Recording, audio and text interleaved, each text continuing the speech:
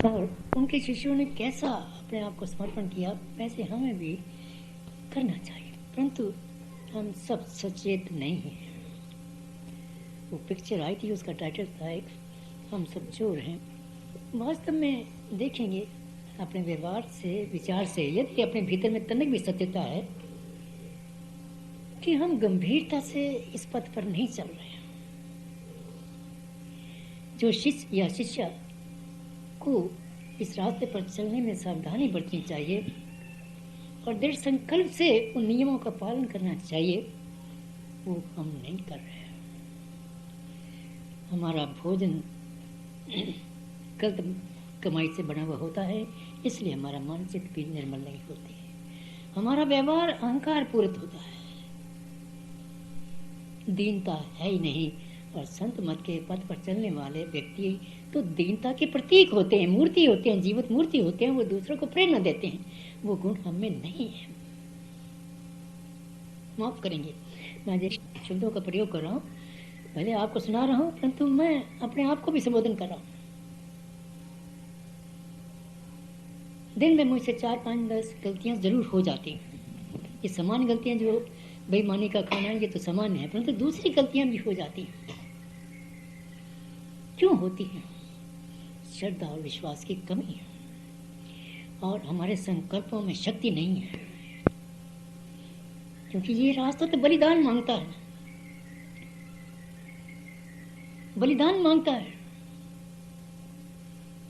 ये नहीं कि जेब खाली करेंगे, नहीं, आपके अहंकार की बलिदान मांगता है। सबसे गिरा हुआ अहंकार जो है वो अपने शरीर के साथ संबंध है।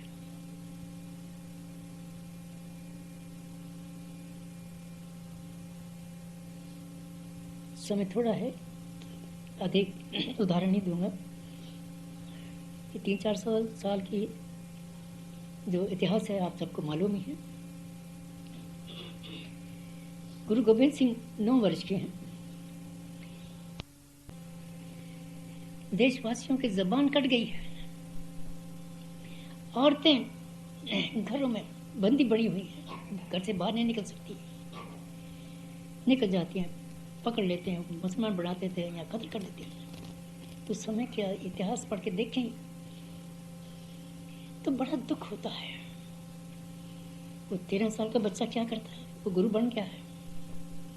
हम जैसे पूज्य गुरु महाराज ने बताया है कि सदगुरु परीक्षा लेता है। ये किस किस्म की परीक्षा है?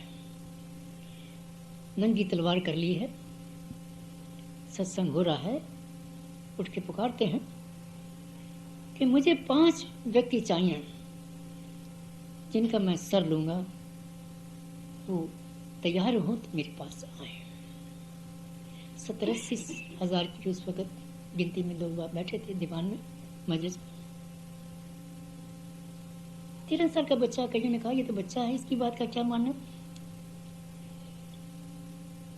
कुछ लोग गुरु जी की, माता जी के पास गए, कहा कि बालक गुरु इस तरह बातें कर रहा है। माता ने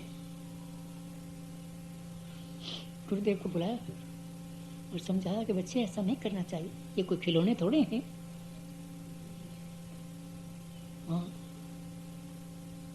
समझी नहीं बात को। उसने कहा माँ आप चुप रहिए, मैं गुरु हूँ इस वक्त, जो मैं कहूँगा उसको आप भी मानिए और ये लोग भी माने। आप नहीं मानना चाहते, आपकी मर्जी। वहां से बोला नहीं गया, सिवाय के अशुभ बहाने के से बोला नहीं गया। लोग बागों में कुछ समझदार लोग भी थे, देश की स्थिति भी अपनी आंखों के सामने थी, सब लोग दुखी थे। एक व्यक्ति आया, उसको भीतर ले गए, जहाँ मजलिस हो रही थी उसके भीतर ले गए और कुछ क्षणों के बाद तलवार रगत से रंगी हुई बाहर ले आया। कहा भी और आओ भाई, कौन आता। पहले ही काफी लोग भाग गए थे। उस तलवार को देख के और काफी लोग भाग गए। एक और गुरु में श्रद्धा रखने वाला व्यक्ति हो गया। इस तरह धीरे धीरे करते सब लोग भागे। 5 व्यक्तियों ने अपने सर के लिए समर्पित किया। कि बाकी चीज तो आपको मालूम है, ये परीक्षा का टाइम है। उस वक्त देश में एक तो विभाजन वृत्ति बड़ी बढ़ गई थी और दूसरी औरंगजेब इस वृत्ति का नाजायज लाभ उठा रहा था। तो 5 व्यक्ति भिन्न भिन्न कौमों के थे। उसमें एक व्यक्ति ब्राह्मण भी था, क्षत्रिय भी था, वैश्य भी था, शूद्र था, एक दूसरी कौम था। सब भारत को एक जगह लाने की ये कोशिश थी गुरु गोबिंद सिंह जी की। और उस वक्त के अत्याचारों का मुकाबला करने के लिए एक शक्ति उत्पन्न करनी थी देश में। गुरु हमारी परीक्षा लेता है अपने हित के लिए नहीं, हमारे हित के लिए। खैर समय कम है, अधिक नहीं कहूंगा। तो गुरु तो परीक्षा लेता है और शिष्य भाग जाते हैं। इसी तरह उन्होंने 5 व्यक्तियों को बाहर लाकर खड़ा किया और उनका बहुत ही सम्मान किया। गुरु नहीं चाहता किसी को मारना, किसी को कष्ट देना, परंतु परीक्षा जरूर लेता है और किसी किसी वक्त कष्ट भी होता है। गुरु नहीं चाहता, वो तो करुणा निधि होते हैं, करुणा के सागर होते हैं। और कितने महान थे वो बालक गुरु, उनको नाम दिया है और बाद में उन 5 को कहा है कि मैंने आपको नाम दे दिया है, अब आप 5 मिलके मुझे नाम दो। गुरु कहता है शिष्यों को कि मुझे नाम दो। नाम देने का मतलब होता है कि मुझे रास्ता बताओ कि मैं कैसे अपनी आत्मा को परमात्मा में लीन करूं।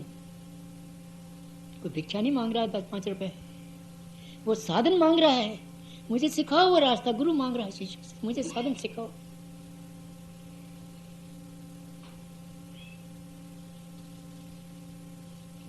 मगर 5 गंगा जमुना बहा रहे थे अपने आंसुओं में।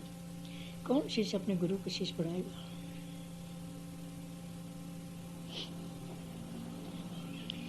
आखिर में विवश हो 5 ने गुरु महाराज को शिष्य समझकर नाम प्रदान किया। ये नामदान की क्रिया जो है हमारे सिख भाई भी नहीं समझते हैं और बाहर भी इस बात को अच्छी तरह से नहीं समझते हैं। इस नाम को अमृत कहते हैं। अमृत दूसरा नाम है आत्मा का। जो सिद्ध पुरुष होता है, जो सच्चा गुरु होता है, वो शिष्य को क्या देता है? नाम देता है? नहीं, वो आत्म प्रसाद भी प्रदान करता है।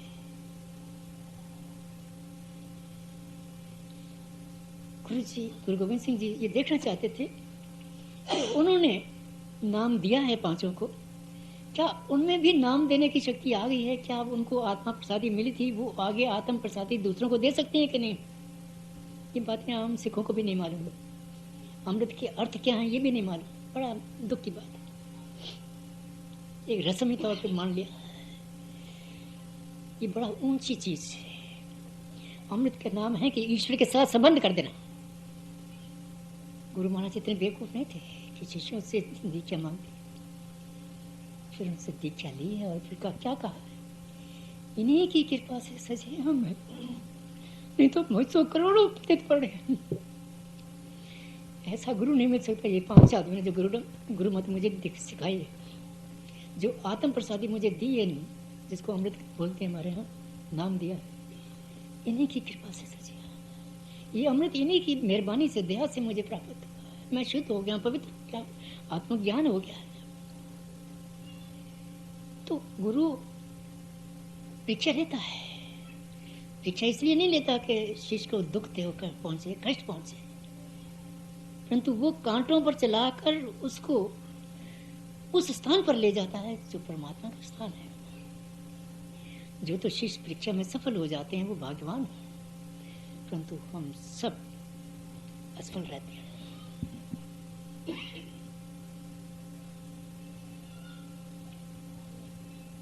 मुझे कहना तो नहीं चाहिए, पूज्य गुरु महाराज के अपने वचन थे। जिस वक्त 40-50 व्यक्ति सत्संग के सिकंदराबाद के दलान में खड़े थे और कह रहे थे, मुझे संबोधन कर रहे थे कि देखना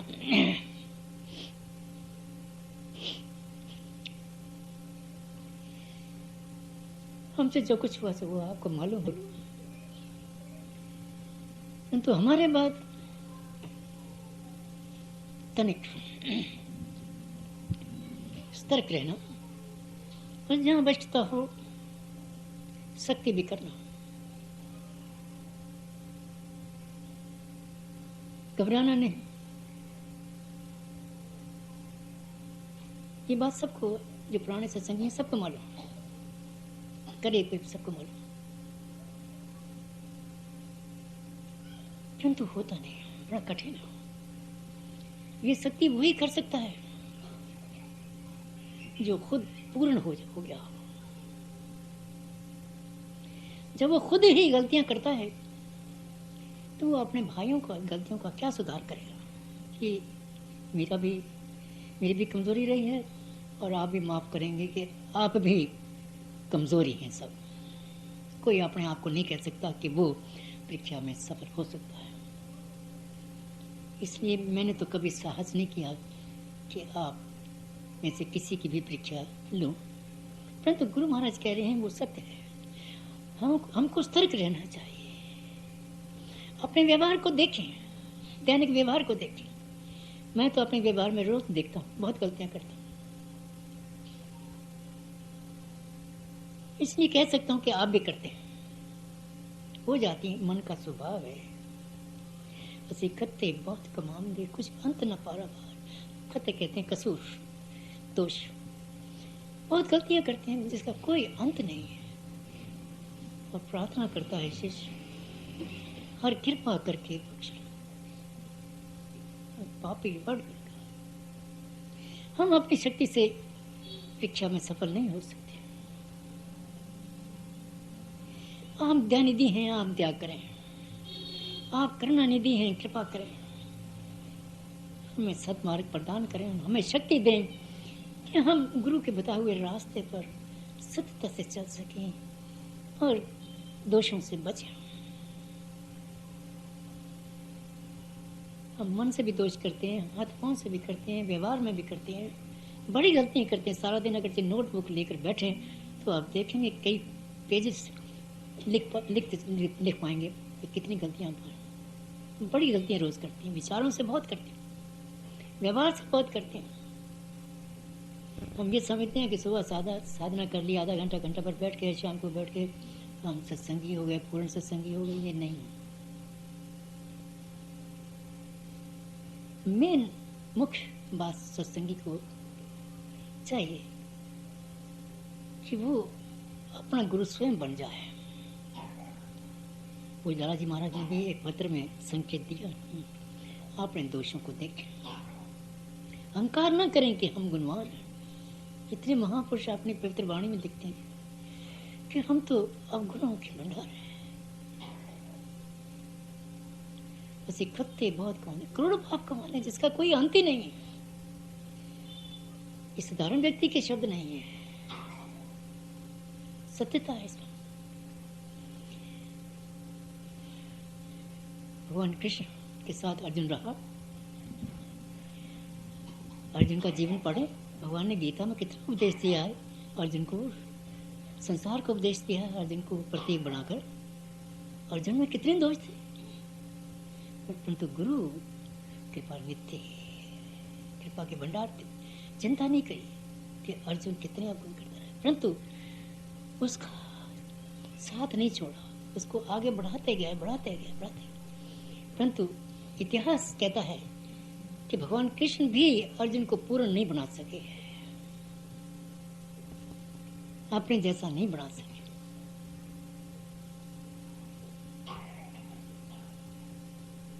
ये हालत अर्जुन की है जिसने गीता का उपदेश सुना और उसके पालन करने के लिए भी महान कोशिश की, और भगवान ने हिम्मत दी, साथ दिया कि वो गलतियां ना करे। वो जैसा उपदेश दिया जा रहा था वैसा ही अर्जुन बन जाए, परंतु अर्जुन वैसा बन नहीं पाया। 18 अध्याय दिए, एक एक अक्षर जो है उस पर लोगों ने व्याख्या की है और ग्रंथ लिख दिए, परंतु अर्जुन भगवान कृष्ण जैसा नहीं बन सकता। और साधन यही है, तू करता तू भ्या मुझ में रही।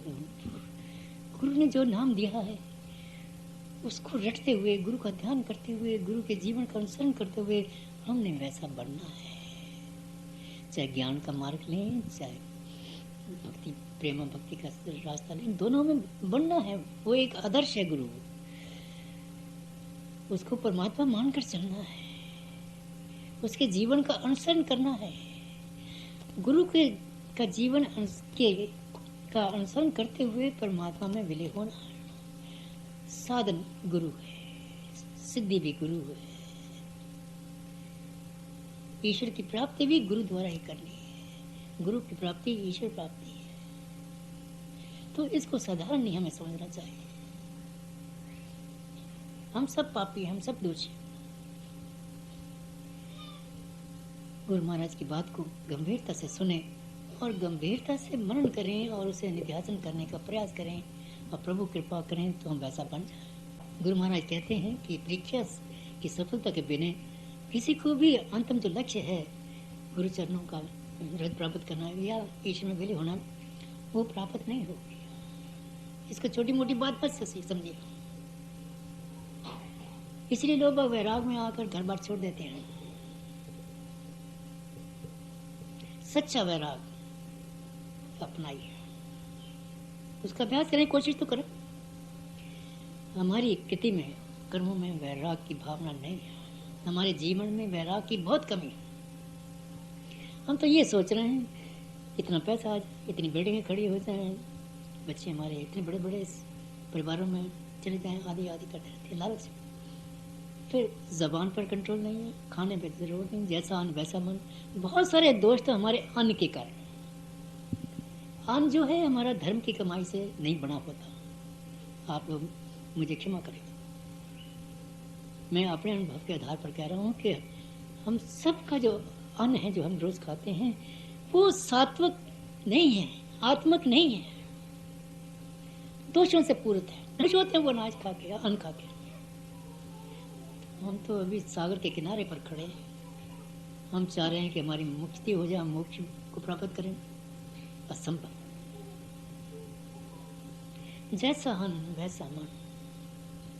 सर्वप्रथम जो है वो अन्न को देखना है। मैं तो अभी तक सच्चा अन्न नहीं खा पा सका। कुछ न कुछ दोष मेरे अन्न में होता ही।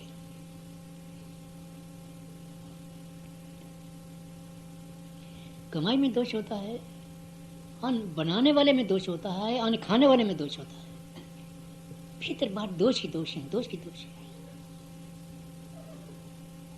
और हम चाहते हैं ईश्वर बन जाए। और गुरु महाराज बड़ी स्पष्ट कह रहे हैं संभव है, असंभव। तब भी मेरी कर्म प्रार्थना है आपके चरणों में, कोशिश करें कि जितना भी जीवन हमारा सत स्वरूप बन सके, कोशिश करनी चाहिए। देश की हालत ऐसी है कि कोई व्यक्ति चाहे कि वो सत्य का भोजन कर सके, बहुत कठिन है, बहुत कठिन। गांधी जी ने बहुत कोशिश की किंतु वो भी 100% सफल नहीं हुए।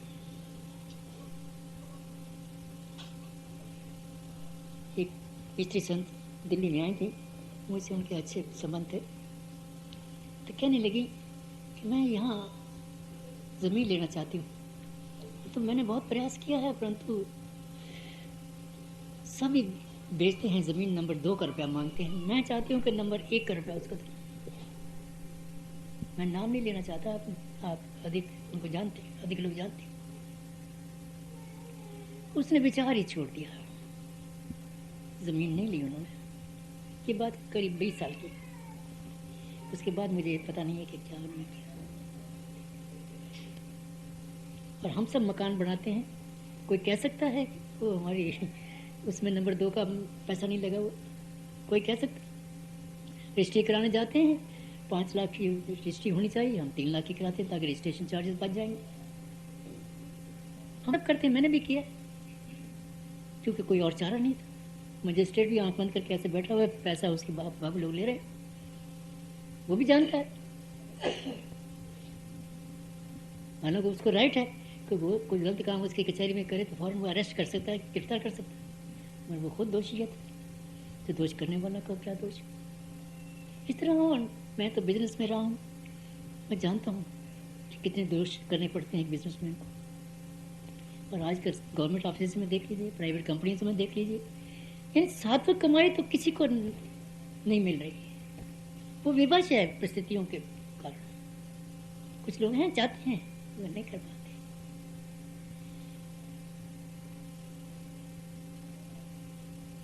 इस रास्ते पर बलिदान चाहिए, बलिदान चाहिए, बड़ा दुख उठाना पड़ता है। हो सकता है कि इसीलिए ही हमारा इतिहास बतलाता है कि सच्चे जिज्ञासु घर पर छोड़ के जंगलों में चले जाते थे और भीख मांगकर या पत्ते या फल आदि खाकर अपना गुजारा करते थे, क्योंकि घर में रहकर सच्ची कमाई का अन्न नहीं मिलता। ये पुरानी कहावत है, टू आर इज ह्यूमन, गलती तो हर इंसान करता है, गलतियां आजकल से हो रही हैं। तब भी हमने ये रास्ता अपनाया है तो इस रास्ते की गंभीरता को समझना चाहिए। इम्तिहान जरूर होता है, परीक्षा जरूर होती है।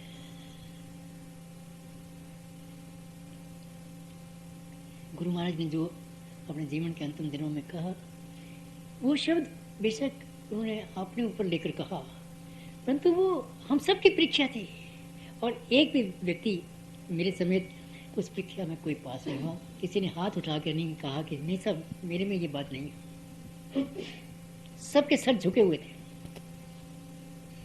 तो परीक्षा तो सबकी होती है, कभी बोलकर होती है, कभी मौन में होती है, परीक्षा सबकी होती है। और मुझे खेद से कहना पड़ता है कि रोज परीक्षा होती है, मैं रोज असफल रहता हूँ।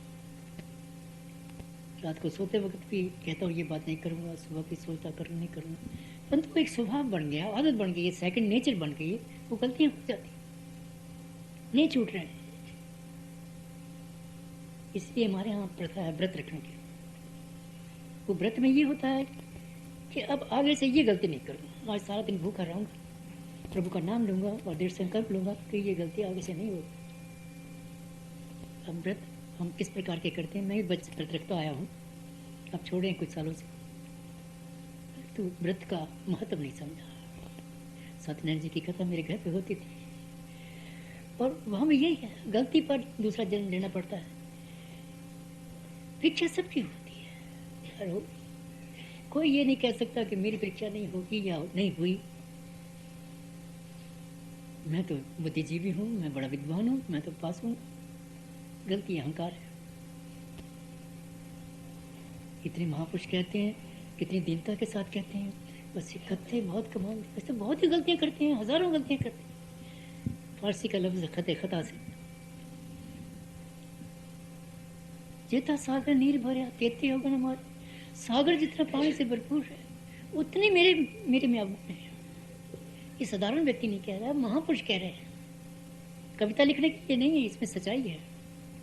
आप अपने चित्त की परीक्षा लें, परीक्षण करें, तो आप पाएंगे कि आप एक जन्म क्या 20 जन्म मेहनत करते रहे, आप मुक्त नहीं होंगे।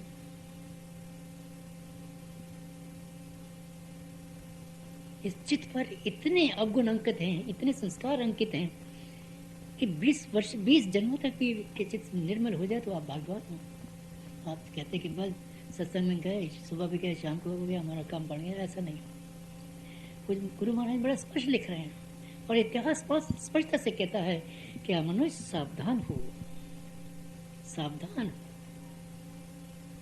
अपने भीतर की आवाज सुन।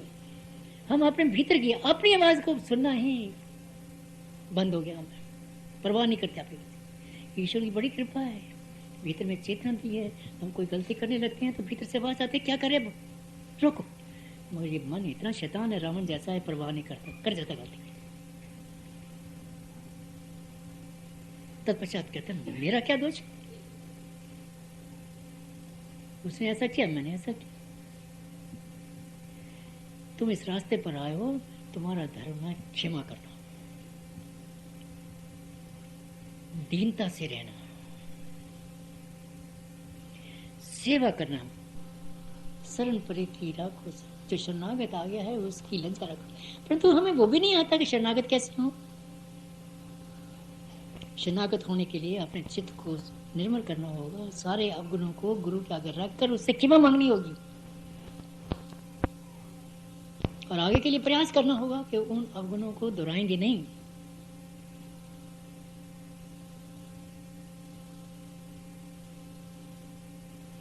तीन चार लाइनें हैं पूज्य गुरु महाराज ने लिखी, बड़े महत्वपूर्ण की।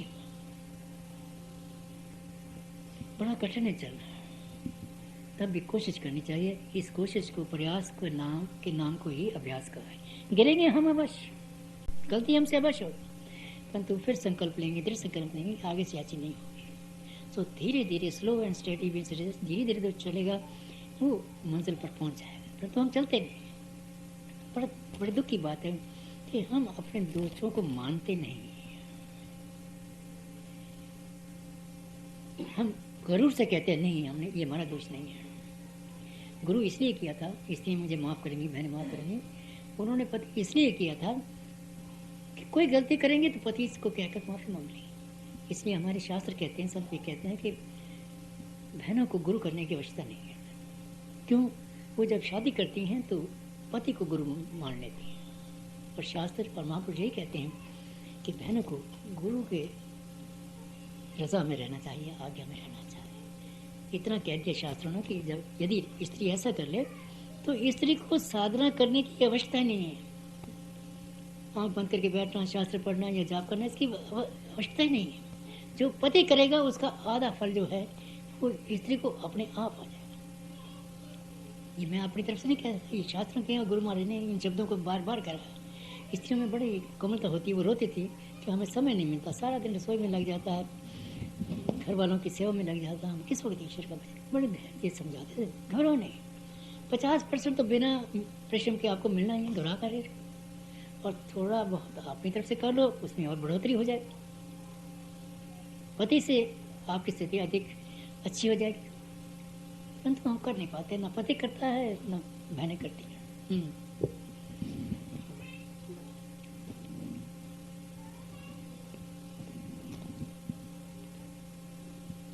खत्म हो गया? मैंने कोई अपशब्द का प्रयोग किया हो या आपने समझा हो कि मैंने आपको संबोधन करके ये शब्दों का प्रयोग किया है, ऐसा मत समझिए। तब भी मैं आपसे करबद्ध होकर प्रार्थना करता हूँ कि आप मुझे क्षमा करें।